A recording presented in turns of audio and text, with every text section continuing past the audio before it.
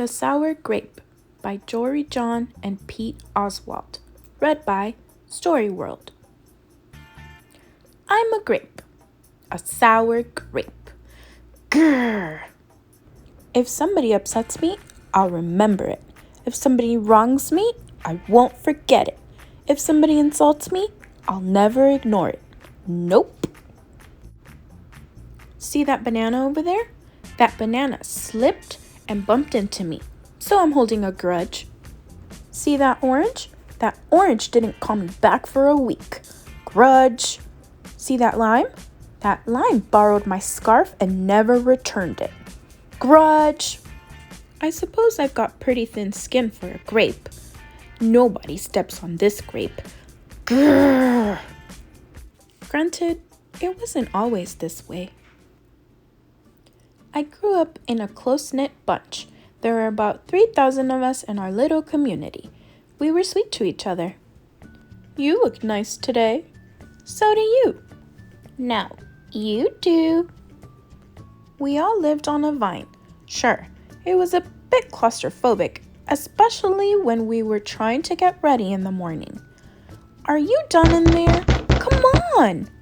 But my family was ripe with humor, goodwill, and warmth. We did our best with what we had. Are you gonna finish that? My grandparents visited on the weekends. We'd stroll in the sun and they'd teach us what they knew. They said that it takes a bunch to raise a seed. They said that good grapes roll their own way in life. They told us to be kind, forgiving, considerate, and grateful. Or grapeful, my grandpa said with a wink. Above all, no matter what life throws at you, and there will be a lot, try to stay sweet, my grandma said. Indeed, we said in response. And for a while, I was the sweetest of the sweet. I said please, I said thank you. I brushed aside life's little annoyances. I knew how good I had it. Oops. Haha, no problem at all. But then one day, something changed in me. It was my birthday. I had rigorously and vigorously planned a big party for weeks. I'd sent out invitations with the date prominently displayed. Get this, I had a Ferris wheel, a magician, and hay rides. I had snacks upon snacks upon snacks. The highlight of the party, though, was a fireworks display, which would happen at sundown. I stood out front and waited for folks to arrive. I had a gigantic smile on my face. I waited. Everybody was a little late, it seemed. No big deal, no big whoop. So I waited. A tumbleweed rolled by. A coyote howled in the distance. The sun sank behind the hills. And I waited. Nobody showed up, and I mean nobody. By the time the fireworks show started, with me as the sole spectator, I was scowling. I considered everybody I'd invited, and only one thought came to mind. Grudge, grudge, grudge, grudge! After that, my personality became something else entirely. I went from a sweet grape to a bitter grape to a snappy grape. Who moved my chair? Finally, I became a sour grape. Grrr! I started holding minor grudges that eventually became major grudges. Why don't you watch where you're going? I scowled so much that my face got all squishy. You know what? Don't even bother calling me back. I took my grumpiness out on others. Are you ever going to return my scarf? And that's just how it's been.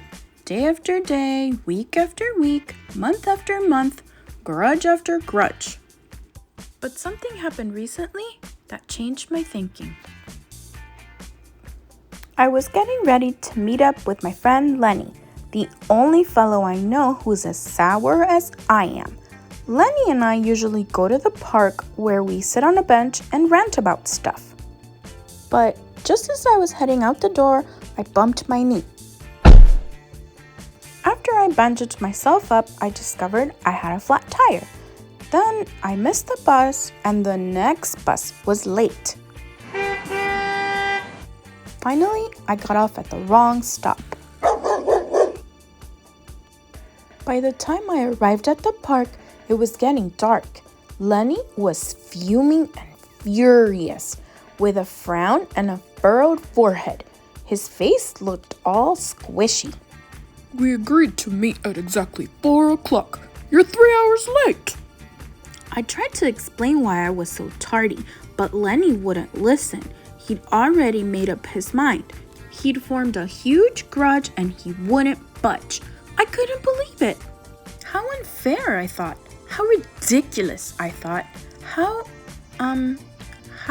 similar to the way I would react. Lenny was pretty worked up. He was pacing back and forth, emitting occasional grumbles. His tone was tart, so I gave him a little space. Besides, it was nice out. I noticed the sky changing colors, the melodic chirping of the birds, the evening breeze, the buzz of the park's insects coming alive at night. I suddenly felt grateful and peaceful and calm. Had I been missing all this simple beauty because I was too busy complaining? Meanwhile, old Lenny stormed off, muttering something about disrespect and lack of consideration. I'm pretty sure I heard him add a grrr too. I walked home. I pulled a dusty box out from under my bed. There were old family photos inside. I spotted myself in one of the pictures. I was so sweet. I knew that little grape from the photo was still a big part of me, deep down. It would just take some work to get back there again. And that was the exact moment I found the invitation I had sent out for my infamous birthday party, the one where nobody showed up. It said May 31st. But wait a minute here. My birthday was on May 21st. Alas, I told everyone to come on the wrong day. It was all my fault. I realized nobody's perfect, not even me. After that day, I started noticing other things too, like how remaining sour all the time is so draining. I'd wasted so much energy holding grudges when I could have easily cleared the air if I'd felt hurt. And yes, I still get upset from time to time, but that's okay because now I talk and I listen and I work things out instead of just walking away. My sourness is fading. I'm letting go of all of my grudges. And hey, it's working. Slip-ups happen. I'm just glad you're okay. Aw, thanks. That scarf looks sublime on you. Why don't you keep it? Really? You're the best. Aren't you glad we got to catch up? I'm so grateful that we did. Sure, sometimes I still let out a little grrr when I'm frustrated, like this. Grrr. But then I move on. My face is less squishy too. Oh, and don't worry, things are okay with Lenny. Gosh, sorry I'm late. You must be furious. No big deal, my friend. You know what? If you look at things in the right sort of way, and if you remember to be kind, considerate, forgiving, and grateful, life really can be pretty sweet. Yes, indeed. Thanks for stopping by Story World. I hope you enjoyed our story today. Come back soon for more story fun, and don't forget to subscribe to be notified when I post new videos. Bye!